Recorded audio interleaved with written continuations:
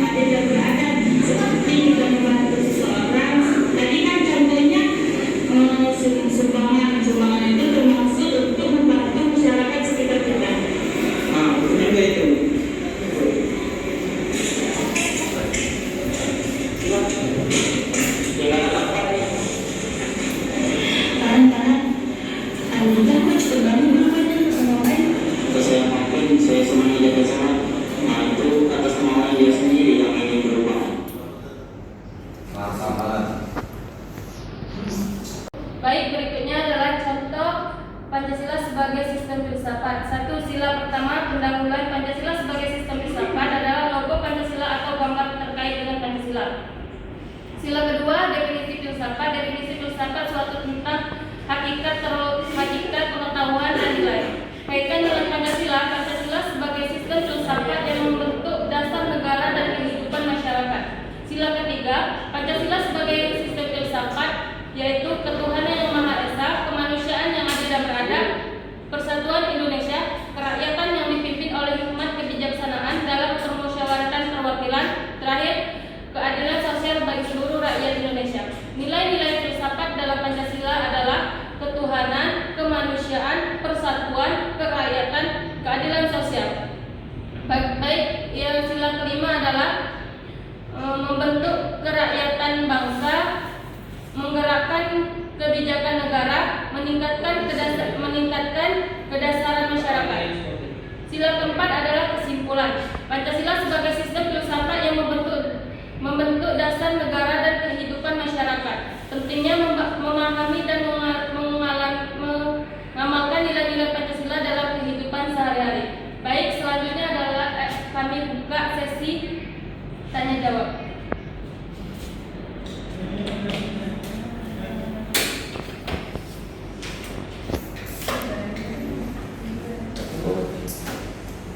Masuk enggak? Ya silakan saudari Ulan. Perkenalkan, nama saya Ulan Mardani. Pertanyaannya, bagaimana sila-sila Pancasila sebagai sistem etika filsafat Sila Pancasila sebagai sistem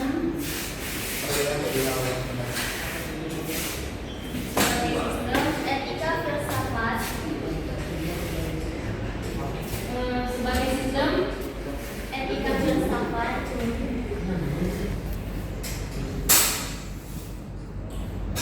dapat diterapkan dalam kehidupan sehari-hari.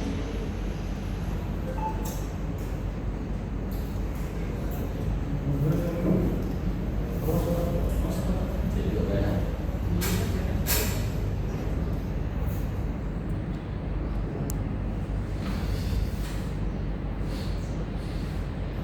judulnya tuh Pancasila sebagai sistem filsafat. Selanjutnya saudari Fitri. Bagaimana penerapan Pancasila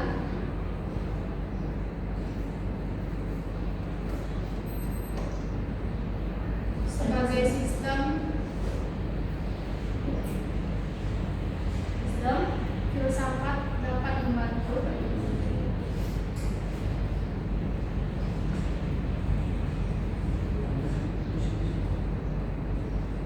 membantu menyelesaikan konflik sosial di Indonesia.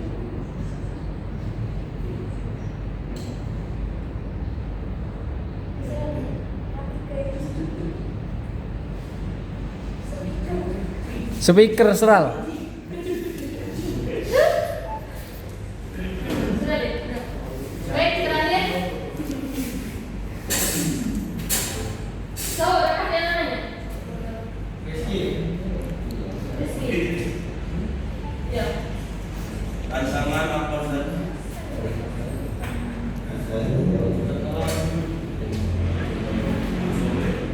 Tantangan apa saja yang dihadapi yang oleh Pancasila sebagai sistem filsafat? Pancasila Sebagai sebagai sistem filsafat. Baiklah, saya akan menjawab pertanyaan dari Ulan. Bagaimana sila-sila Pancasila sebagai sistem etika filsafat dapat diterapkan dalam kehidupan sehari-hari? Pancasila sebagai sistem etika filsafat dapat diterapkan dalam kehidupan sehari-hari dengan cara yang pertama yaitu ketuhanan yang Maha Esa. Contohnya menghormati dan menghargai keberagaman agama dan kepercayaan dan mengamalkan nilai-nilai spiritual dan moral dalam kehidupan sehari-hari. Yang kedua yaitu kemanusiaan yang adil dan beradab. Contohnya yaitu menghormati dan menghargai martabat manusia dan mengembangkan empati dan kepedulian terhadap sesama. Yang ketiga yaitu persatuan Indonesia. Contohnya yaitu menghormati dan menghargai keberagaman budaya dan suku bangsa.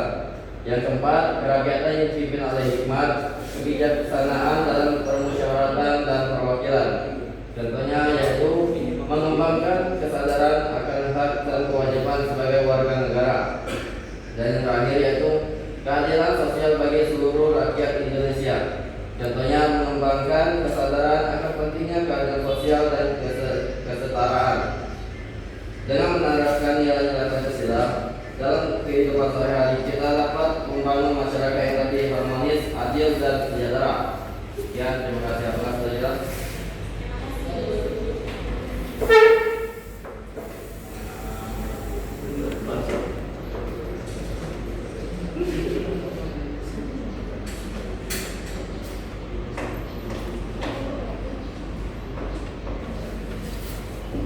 Baiklah, saya akan menjawab pertanyaan dari Fitri dari kelompok 6.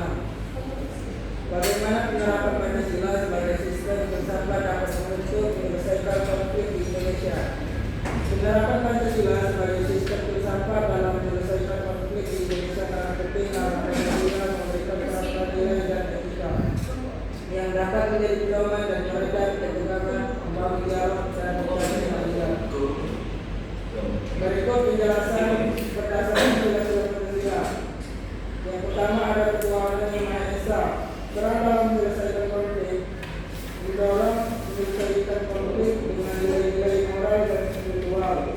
Dua, menghindari konflik yang bersifat sara, suku, agama, ras, dan antar golongan.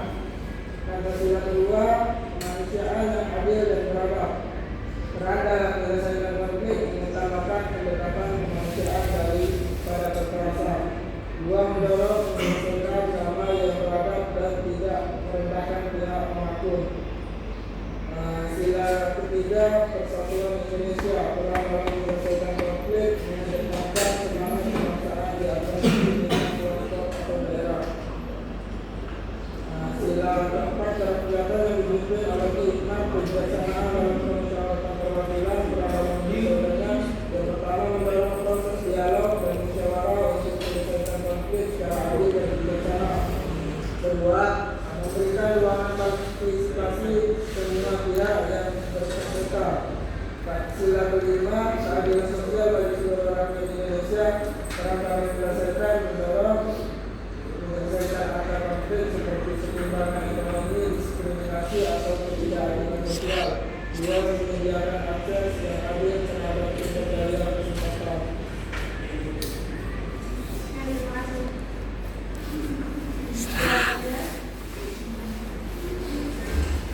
Baik, saya akan menjawab dari kelompok 5 dari SD. Tantangan apa saja yang dihadapi oleh Pancasila sebagai sistem filsafat? Yang pertama, satu, perbedaan interpretasi. Yang kedua, pengaruh globalisasi. Dan yang ketiga, pluralisme. Keempat, keadilan dan